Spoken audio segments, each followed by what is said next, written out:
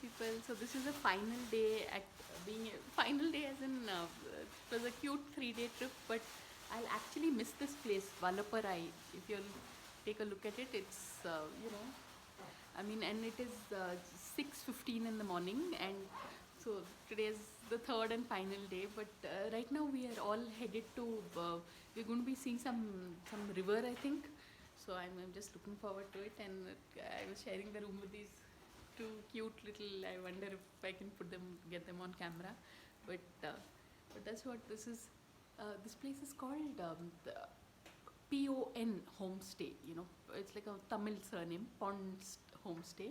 But I can't recommend this place enough, yeah, because it's got that very cozy feel, which is very important. Where the place where you're staying should not make you feel uneasy, and this place instead makes you feel like you're staying in someone's house. It's a very nice, warm feeling.